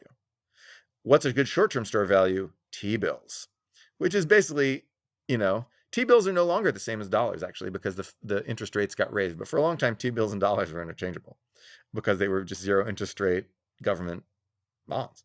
And so take like a US dollar, you'd want to pay for your stuff in dollars instead of Apple shares because, yes, the dollar has inflation, so its value erodes steadily, but at least until recently, and really still, like it's not that unpredictable, right? When you get paid in dollars, you know how much you're getting paid in terms of bread and gasoline and rent. Right? You know it because the dollar is a good short-term store of value. And there's this very deep principle of financial markets that says that there's a trade-off between these two and you can't be both at once in anything even remotely approaching an efficient financial market. It doesn't have to be like perfectly efficient and blah, blah, blah, zero, profit. It can be even like remotely like hand-wavy, slightly efficient. And yet you still have a trade-off between risk and reward. Hold on to Apple shares for the long term and you'll make money, but it's volatile in the short term. Hold on to dollars for the long term and you'll lose money, but it's reliable in the short term to buy your bread. And so those are never the same asset, because if you had the same asset, the one asset that could do it all, It would be breaking the very fundamental principle of financial markets, and there's a good reason for that, which is that reward is the way that investors get compensated for taking risk. Right? The reason you're willing to hold a volatile asset like Apple, which may even be down at the time you need to retire, or like, I don't know, pay for a kid's wedding or whatever. Like, there's real risk in holding Apple shares. You're compensated by the fact that on average, it returns a lot over time. And if you know the math of Brownian motion, there's actually, a trade-off between the volatility and the drift, right? It's the same thing. And so options people will know all about that. And so there's this risk-reward trade-off where things that are good long-term stores of value are shitty short-term stores of value. And things that are good short-term stores of value are shitty long-term stores of value. And Bitcoin, the idea that Bitcoin replaces fiat money is predicated on thinking that that's not true. And in fact, we can be a good long-term store of value and useful as a currency. Okay, so point taken. And I think that distinction between short-term store of value and long-term store of value is very good, right? And I think more people in crypto should think about that. But also, why not Bitcoin for the long-term store of value? But more broadly, let me throw this back at you in kind of ether terms, right? Yeah. For example, so advocates of ether, it's like Dave and myself, we actually think ether is an interesting money, like proto money of the Ethereum economy. And it can act as a long-term store of value, obviously, for the Ethereum economy, volatility aside. But then you can just make a synthetic out of it. And you could put some ETH in a smart contract. You can use a price oracle and peg that ETH to $1, for instance, and create this synthetic called DAI, which is a dollar-pegged version of ether. It has some other assets inside of it, but also ether. And so this is ether from a store of value, long-term store of value perspective, being synthesized and turned into something that's a bit better as a short-term store of value, and then can also be used as a medium of exchange and unit of account. Right. You just reinvented reverse repo. Well, maybe this is just kind of like the gold standard, like backing, nation state. Maybe it's something else. Something we've already invented in a new form We also right? see like ether as a monetary unit. It's like also being used as a unit of account inside of the Ethereum economy, which is a very small subset of the world. But like you pay for NFTs in ether. That is the unit of account. That is also the medium of exchange. And so we see some saturation there. What do you think about these arguments? Apple shares are a unit of account. And Apple shares can be a medium of exchange. I can swap you Apple shares for, whatever, like a... can be versus is, because there are many diverse marketplaces where ether is the unit of account. Absolutely. And like the Apple doesn't have that. And also the difference is like we would give, I think the crypto advocates would give throw another thing at you is like the reason Apple could never be a money is because of its governance structure. Shareholder vote could like print more Apple shares at any point in time. Could do all sorts of things. Whereas like the idea of a monetary unit in crypto is you have some immutability there. There's some sort of, governance guarantees that we have, scarcity. And I don't know if this gets to your second misconception here, which I mentioned earlier, which is you think that crypto advocates have a second misconception that they have to deal with. And that misconception is scarcity creates value. You don't think that's correct either. So talk about that for us. Okay, so the reason people don't use Apple shares as their currency has nothing to do with fear of dilution. Okay, these people are not. This is not a governance issue with dilution. The reason is because of volatility. The reason is because stocks go up and down. That's why they don't use it. You could have no dilution. You could have no dilution possible. You could have some provision preventing that. People still wouldn't use shares as money, even without the possibility of dilution. And the reason people don't use Bitcoin as money is well, besides whatever, like, cumbersome network. I don't even know about that stuff. Assume that stuff's all solved by Lightning or whatever. But the real reason people don't use Bitcoin as money is because the price goes up and down, right? And so consider the guy who bought pizza with Bitcoin. Remember that? early in the days of Bitcoin? Bitcoin pizza guy is very Laszlo. famous. Bitcoin pizza guy. Laszlo, yeah. Yeah. So he bought Bitcoin with pizza. He bought pizza with Bitcoin that would now be worth what? A couple $100 million? Yeah. A couple $100 million. Would you like to pay a couple $100 million for pizza? I wouldn't. Yes, absolutely not. I wouldn't do that because I could use dollars and I could pay $20 for pizza, and that's better. And so the reason that there's a very good reason for that guy not to have done that. And so as long as you expect Bitcoin to appreciate on average, now Bitcoin was insanely volatile in its early days, even more than now. But as long as you expect Bitcoin to appreciate in the long term, it would be smart to not use it to buy pizza. And that's true even once adoption saturates, all the bubbles are done, blah, blah, blah. If you have a deflationary protocol that decreases the number of Bitcoins in the world, that is going to provide a positive return, right? And that positive return that it provides will make people trade it. Just like gold, right? Gold is in the same boat here. No one uses gold to buy things, and it's not because gold is heavy and physically cumbersome and you have to carry around doubloons in your wallet.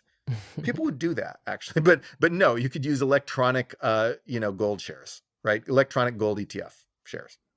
You can do that. That's possible, and no one does it. No one does it because gold is volatile. Because gold has a positive increasing rate expected return over time because gold is constantly being withdrawn from the market to become jewelry or industrial uses, and because it's constantly being withdrawn from the market, it has scarcity, natural scarcity in the long term, and because of that, it has volatility because people trade it, right? And and because people trade it and it goes up and down, nobody uses it for money. I'd like to see if this is a curveball. Yeah. I definitely agree with you that the normal economy, the economy that already exists, where I go into my coffee shop, is not going to be like, hey, we don't accept dollars, we only accept Bitcoin. That's just not going to happen. I do think that this metaverse economy, whichever, like this weird metaverse thing, like slap in some VR technology, online digital items, digital trinkets, digital whatever internet online economies, gaming, Web3, pick your buzzword. These economies that are brand new don't have the burden of a history of like coffee shops denominate in dollars. And also they also have the fluidity of being able to choose a digital currency from Genesis, which is why we see so many NFTs priced in Ether. And so I'm wondering if, like, yes, what you're saying is totally correct about the pre-existing economy, but this new economy with a brand new blank slate might be more conducive to an internet native money, regardless of the fluctuations of volatility of that currency in dollar terms. Because like I own some NFTs. I don't look at them in dollar terms. I look at them in Ether terms. So there might be this like weird corner of the internet, which might become very large in the future. If Ether crashed that the volatility zero, of the currency. If Ether crashed, you'd probably start looking at them in dollar terms, like if Ether just vaporized. Yes, in like all correlations go to zero in a crash, right, but also it works in the inverse way as well. They go to 100. Correlations go to 1. But yes, right. Yes. Okay. That's what I meant. The answer is that you're pricing one long-term appreciating asset in terms of another long-term appreciating asset, and that's fine. But when it comes time to buy things like, if you're buying, so I guess if you want to represent the metaverse as like a world in which you're just buying and selling NFT type things all day, and that's the economy. Yeah, maybe. Yeah. People might use crypto, but I think what they're going to use is USDC. You already see, like, I was talking to some NFT people in Japan. I have these friends who do NFTs in Japan that I really love. They are the Galverse people. Do you know those people? No. Okay, it's like an NFT brand. They're basically like anime NFTs, and they're trying to use NFTs to sell the pseudo rights to make to intellectual property for anime, and it's a great idea. I love these guys. I don't know if they're going to make any money, but I think they're great. And they said, and I said, "Oh, did you get out before the crash?" Like, yes, fortunately, we exited to USDC. That was great. We exited to USDC. Yes, that is how money works. That is why USDC is money. And so I think that And Tether, right? I mean, like, I kind of think Tether is committing some fraud still. Like, they got dinged for fraud that USDC is not. So I would trust more in USDC than Tether, but Tether probably works fine too. And and so, but it's USDC and Tether. It's these stable coins that are money. What these are is money market funds. The USDC is a money market fund. It's just not regulated as a money market fund, but it is because it holds things that make a little more than dollars, but usually don't, but almost never crash, and issues its own shares, i.e. tokens, that act as dollars in the crypto economy and are valued at exactly at $1. You can look at the chart. And so that's a money market fund. That is dollars. And so people are going to use USDC and Tether. And I think that what people need to understand is that the Fed is not the only entity that creates dollars, that prints dollars. It is one of the entities. The Fed can print dollars. It has that power, but it's not the only one with that power. Other private financial institutions, including banks, but not just banks, have the power to print money. And USDC, the creation of USDC is printing dollars. That is the creation of dollars, not exactly dollars, because it's not, a USDC isn't exactly the same as a dollar, but pretty damn close. If you looked at divisia monetary measures that try to like add the dollar-like quantities of all these different things, you'd see USDC show up and you'd see Tether show up, right? The creation of dollar stablecoins creates dollars. You have printed dollars, and you're not the Fed. USDC is not the Fed, and Tether's not the Fed, but they've printed dollars, and so that's pretty cool. You can print dollars. Printing dollars is fine. It doesn't, like, it's not some shadowy external, like, distant moneyman who controls your wealth, blah blah blah. Because your wealth isn't in dollars. Your wealth is in stuff that goes up, is in the long-term store of value. Your wealth is Apple shares or gold or Bitcoin or your house. That's your wealth. Your liquidity is in dollars. Your liquidity is in USDC if you're in the crypto economy or in Tether, right? And so that's why you exit to USDC, because that's your money. That's your liquidity. And so basically, that's working exactly as a well-functioning financial market economy should. And if we do have a metaverse where people are paying in crypto all the time, it's going to be in stablecoins. It's going to be in things whose expected value depreciates over time, because USDC depreciates and Tether depreciates at the rate of US inflation, right? Those are depreciating currencies. Those are inflationary currencies because they're just pseudo dollars, right? And so, and that's where people are going to have their liquidity, and their long-term wealth will be in ETH, will be in Bitcoin, will be in whatever, or will just be in real assets, like a house. Or a company. And so then and that's how it should work. All is working as it should, right? So, no, if I were to kind of summarize your thoughts on crypto and why you're kind of like cautiously optimistic on the space, but not just over the moon. You don't think it's going to do everything that it's like it's eternal optimists and impermeables think it will do. Right. You respect the use case for capital flight, particularly in this kind of war economy. Capital flight. Maybe smart DAOs. contracts. Yeah, smart contracts. I think that the overhead to start a company across borders is just insane. Look how much money Stripe has printed with Atlas, right? Like the overhead to start these companies is just nuts. Legal overhead, regulatory overhead, international blah blah bullshit.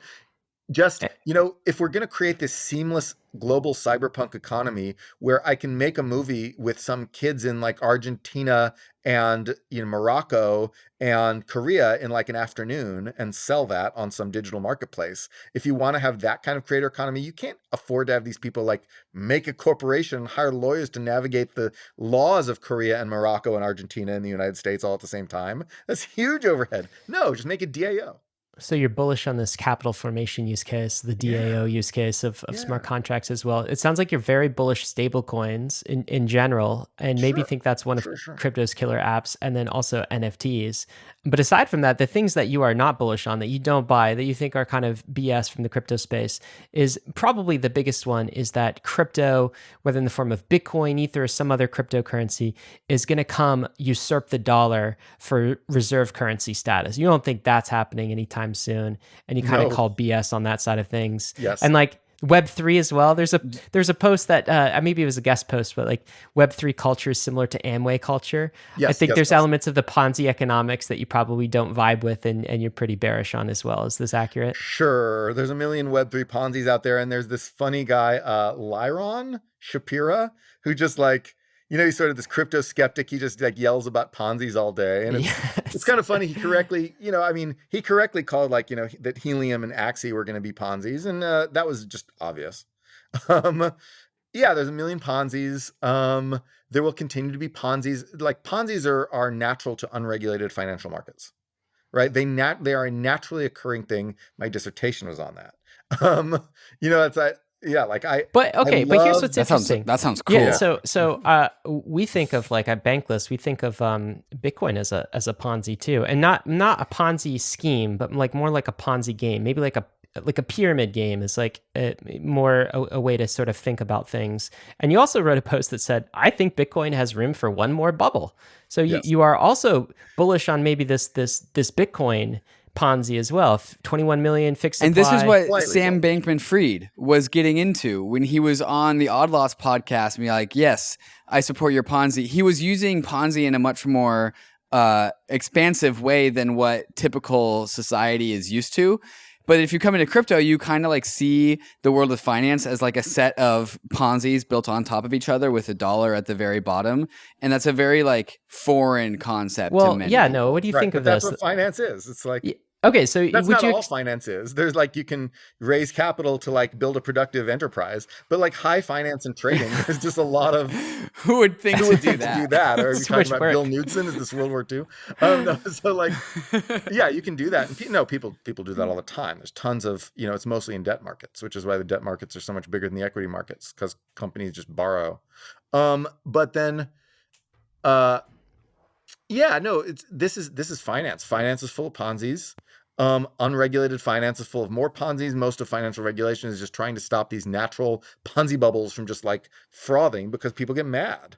Like people are mad that they lose all their, they're constantly like just there's just suckers. There's just wise guys and lucky guys taking money from suckers and unlucky people, right? And that's we think that this volatility in financial markets is sort of bad. When it's combined with a lot of debt, like in the housing bubble, it can actually hurt the real economy. If it's not combined with debt, it typically doesn't matter for the real economy. Like stonks go up, stonks go down. One person makes money, another person loses money, all this stuff, right? Everyone can lose money at the same time. Of course, it's not conserved, but the point is that this is finance, right? There's going to be a lot of these Ponzis. Axie's Ponzi, Helium was a Ponzi. Helium switched from like a real business model that wasn't really working to like a Ponzi. And then they're like, well, we could just Ponzi. And maybe that'll help boost us to like some kind of sort of scale where we can become not a Ponzi. And no, that didn't happen. And Axie is just like, we could have a Ponzi if it's also fun. But in the end, it was just a Ponzi. And then because let's be honest, it wasn't fun. So then like all these people making the money was the fun part. That's the fun and as soon as that doesn't happen anymore, then the Ponzi ends. Right. And so you have all these Ponzis, and so the interesting thing about Amway is that Amway has a thing where you have, instead of just the overall value of like Amway shares or whatever, people monetize the people that they onboard and the people they onboard. Right. So if I onboard Ryan and Ryan onboards David, whatever crappy, shitty Amway products David manages to sell, I get a little bit of cut from that because I'm the guy at the top, and then you all worship me because I'm the guy at the top. And at the events, I'm the speaker and you buy my book. And that's Amway culture. And what I'm surprised is that none of these Web3 people have figured out how to create a downline, because you can easily do that. It's very easy with NFT, whatever, is to create a downline. What do you mean a downline? The downline is the chain of people who you onboarded and they onboarded and they onboarded. It's the chain of descent. It's like the lineage of onboarding.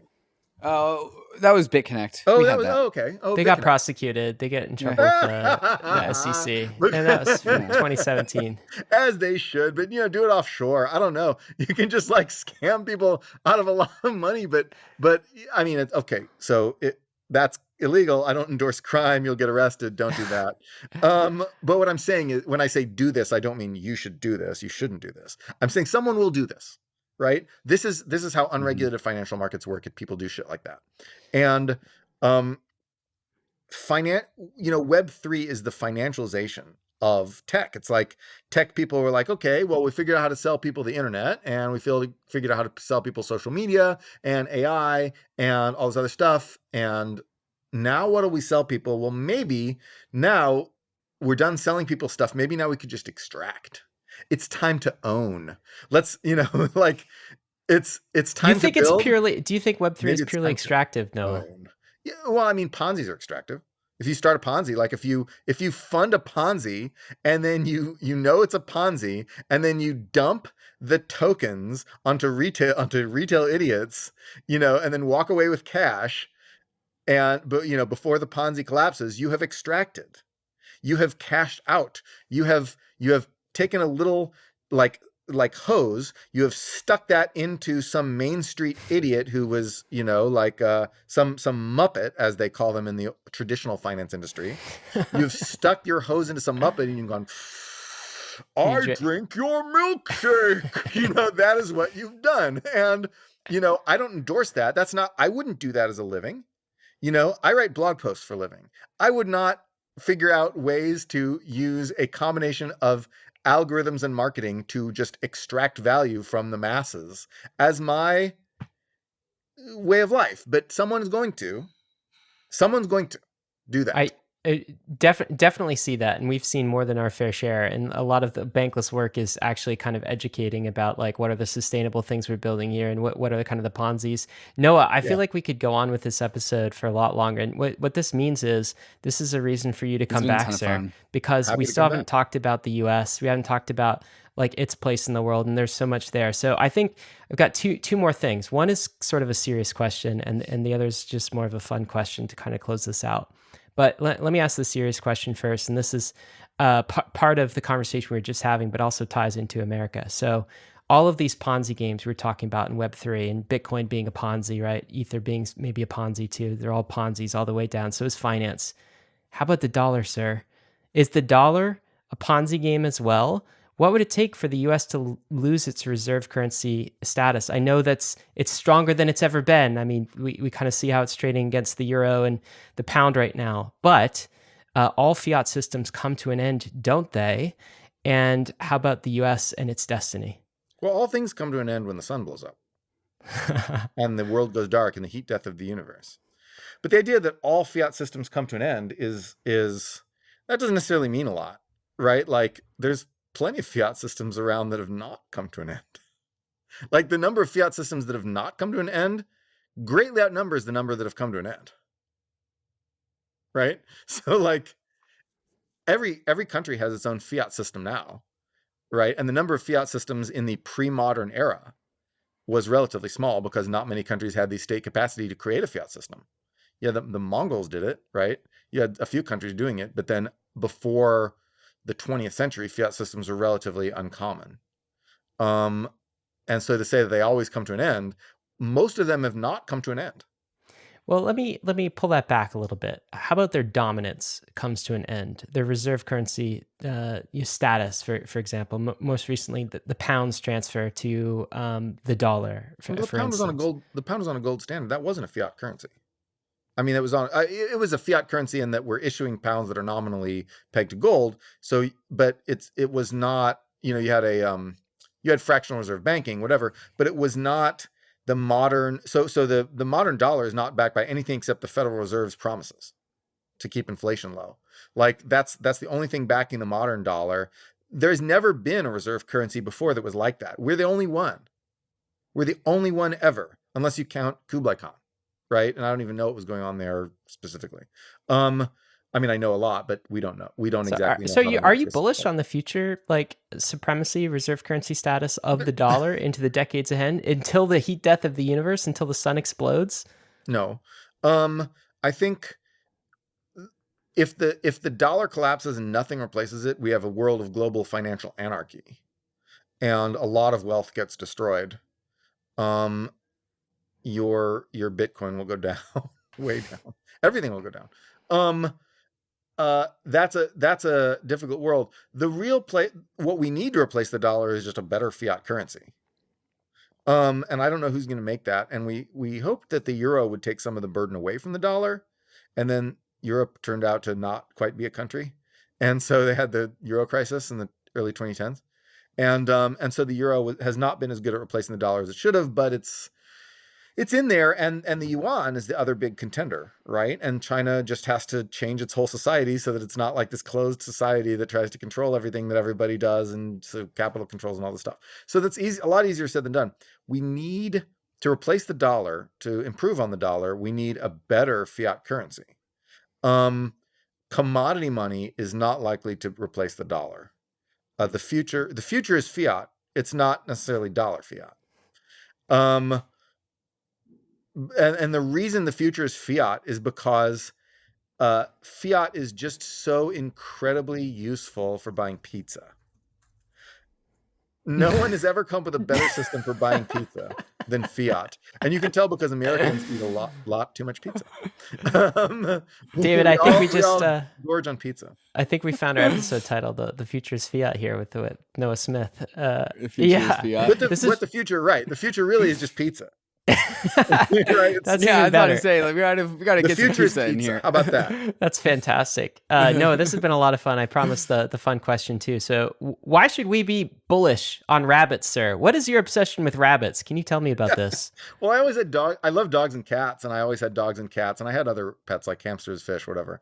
But then I never had rabbits, and because I was under a misconception that they poop everywhere, that they're not toilet trainable. But in fact, it's insanely easy to toilet train a rabbit. You just put the litter box next to the hay feeder and they toilet train themselves within a day. And so rabbits are easily toilet trainable. And once I found out that, I realized that they're basically just like vegan cats. And so if you want a vegan cat, then get a rabbit. But how smart are these creatures? I mean, do they have the intelligence level? I mean, they're dumb, but a cat's dumb too. Cats, you think they act smart because they seem wary of things, but no, cats are dumb. Like if you have cats, they they can't figure out basic stuff and are always just falling over, Anyway, is a rabbit like having a cat? I feel like this is a hot take for a lot of cat owners out there. I love cats and they're dumb, and I love rabbits and they're about equally dumb. So rabbits and cats are about equally smart / dumb. I'm picturing a rabbit like a cat, but without all the pretenses, without all the kind of the ego, maybe. No. Rabbits have the ego as well. Really? So rabbits definitely cats are like, this is my house. You just live here, human. Right? They're very much bossy, and rabbits are the same way. They're like, it is. I will say that I grew up at a very, very young age with a rabbit in the house. It was my sister's rabbit. I was like 2 to 4 or something. That thing terrorized me. I was its bitch. I was very scared. They're bossy. You know what they're like, personality-wise? They're actually really like horses. If you've ever had horses or taken care of horses, you will recognize that rabbits have the same personalities as horses. Interesting. And the same digestive system, weirdly. Noah, I learned a lot about rabbits today. I learned a lot about the future of the world, the economy, World War III, the potential for that, Taiwan, crypto as well. You taught us some things. So thanks for coming on. This has been a blast. Fun. Please visit us soon. Uh-huh. All right. Yep. See you again.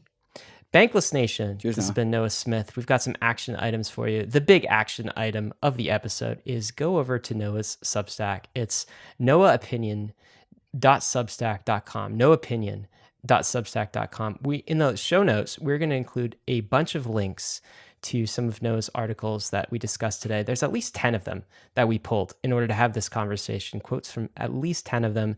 This is one of my favorite Substacks. You absolutely have to subscribe. And also, we'll include a link to Freedom's Forge, the book that Noah recommended earlier in the episode. So you have that. As always, risks and disclaimers. None of this, absolutely none of it, has been financial advice. Certainly not legal advice either. Crypto is risky. You could lose what you put in. Perhaps maybe some rabbit advice though. sprinkled in. We'll take that. But we're headed west. This is the frontier. It's not for everyone, but we're glad you're with us on the Bankless journey. Thanks a lot. Hey, we hope you enjoyed the video. If you did, head over to Bankless HQ right now to develop your crypto investing skills and learn how to free yourself from banks and gain your financial independence. We recommend joining our daily newsletter, podcast, and community as a Bankless Premium subscriber to get the most out of your Bankless experience. You'll get access to our market analysis, our alpha leaks, and exclusive content, and even the Bankless token for airdrops, raffles, and unlocks. If you're interested in crypto, the Bankless community is where you want to be. Click the link in the description to become a Bankless Premium subscriber today. Also, don't forget to subscribe to the channel for in-depth interviews with industry leaders, Ask Me Anythings, and weekly roll-ups where we summarize the week in crypto and other fantastic content. Thanks everyone for watching and being on the journey as we build out the Bankless Nation.